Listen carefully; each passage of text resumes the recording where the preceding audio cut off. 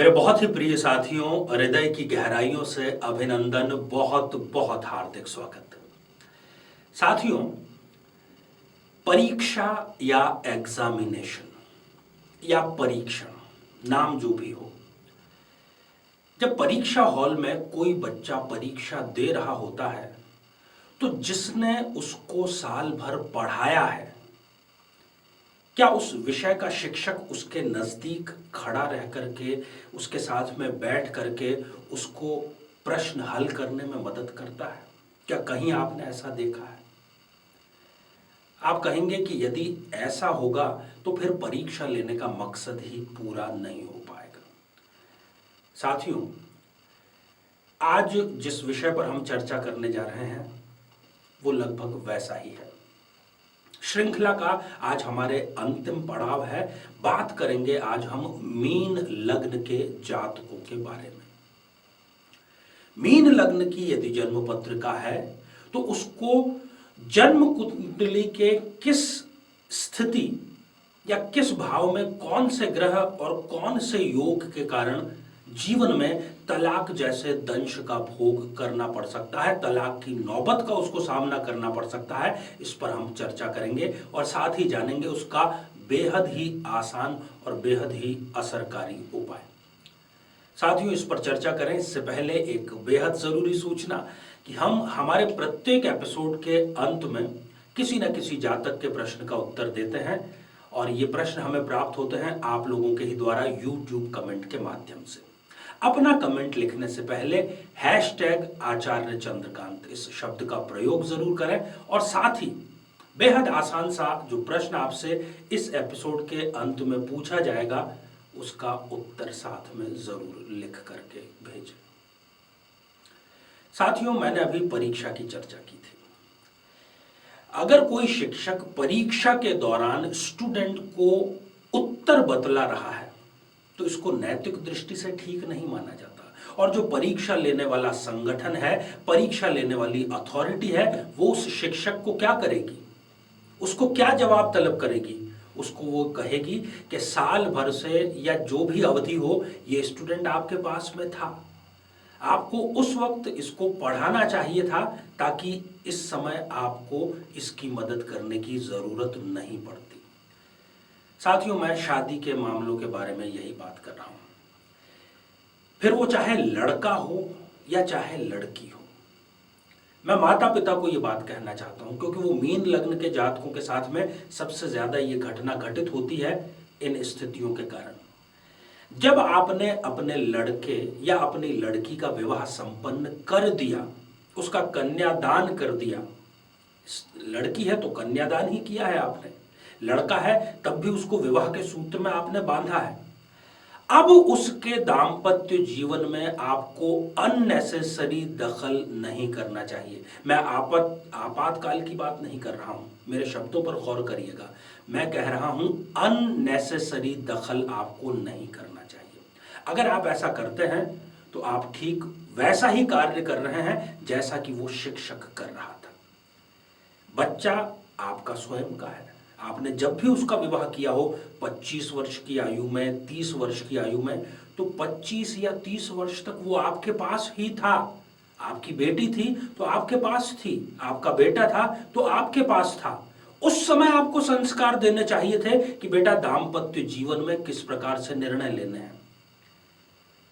अगर आप बहुत छोटे छोटे डिसीजन, रोजमर्रा के डिसीजन अपने बेटे या बेटी को सुझाते हैं कि ये कर, अपने पति के साथ में इस प्रकार का व्यवहार कर या अपनी पत्नी के साथ में इस प्रकार का व्यवहार कर, तो यकीन मानिए आप उसकी मदद नहीं कर रहे हैं, आप उसके लिए कब्र खोदने का कार्य कर रहे हैं जिसमें दफन होगा उसका दाम्पत्य जीवन।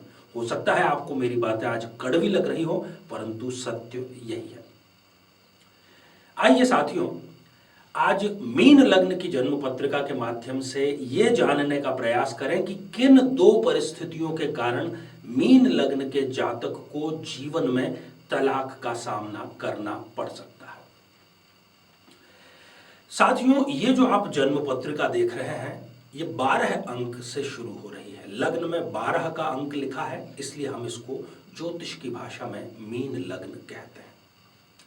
सबसे पहली स्थिति, यदि इस मीन लग्न की जन्म पत्रिका में लग्न में ही सूर्य और शनि की युति विराजमान है और सप्तम भाव जो कि रिलेशनशिप का भाव है वहां पर बुध विराजमान है, ये दो अलग अलग स्थितियां हैं।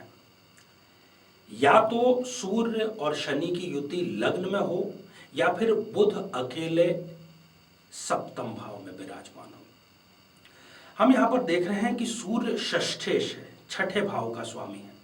छठे भाव का स्वामी होकर के लग्न में बैठा है, वो भी शत्रु के साथ में। हालांकि राशि सूर्य की मित्र राशि है, परंतु षष्ठेश अपनी राशि से जाकर के 8 में बैठा है। ऐसे व्यक्ति को पिता का तो भरपूर सुख मिलेगा, पर उसके शत्रुओं की कोई कमी नहीं होगी और खास तौर पर उसके आसपास वाले लोग ही कई बार उससे शत्रुवत व्यवहार कर बैठेंगे।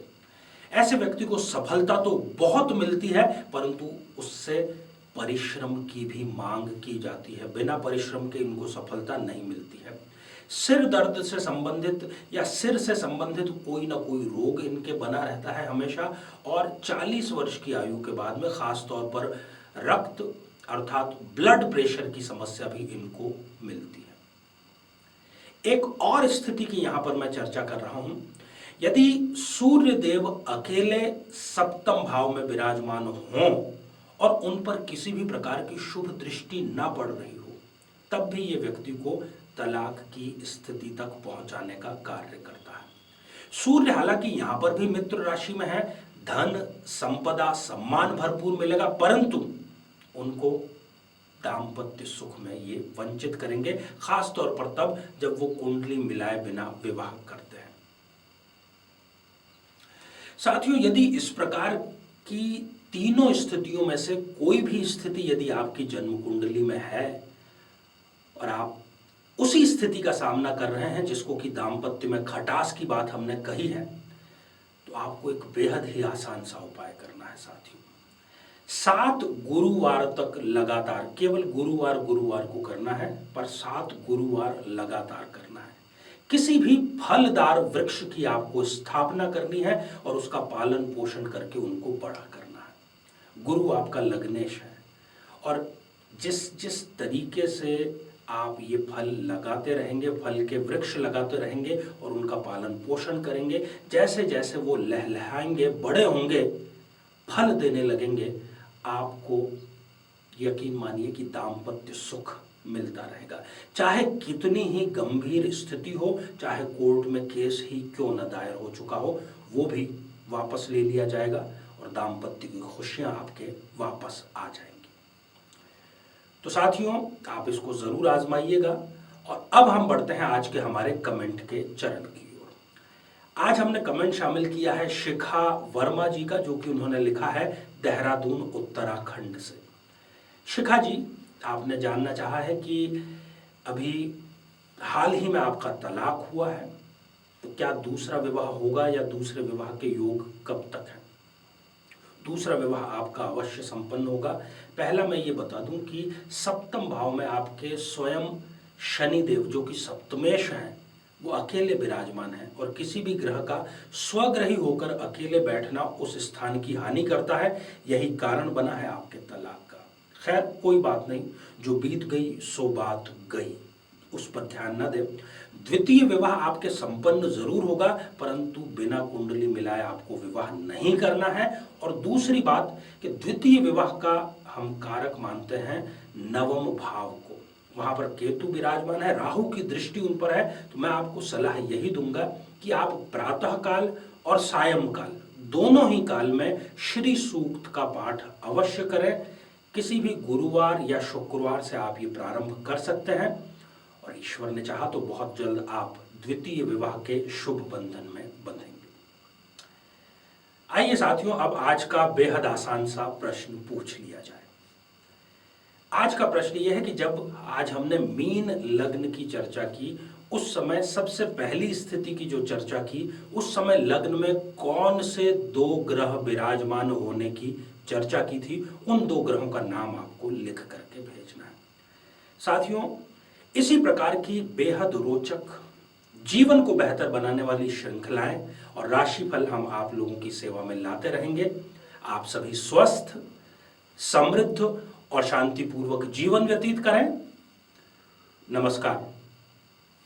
जीवन में किसी समस्या का सामना कर रहे हैं, जैसे कि शादी में देरी होना, पति पत्नी में मनमुटाव या तलाक तक की नौबत आ जाना, संतान का प्राप्त न हो पाना, नौकरी या धन प्राप्ति में बाधा आना, जीवन के प्रत्येक क्षेत्र में किसी न किसी प्रकार की बाधा आना, तो आज ही अपनी जन्म पत्रिका का संपूर्ण विश्लेषण करवाएं और पाएं समस्या से सदैव के लिए मुक्ति।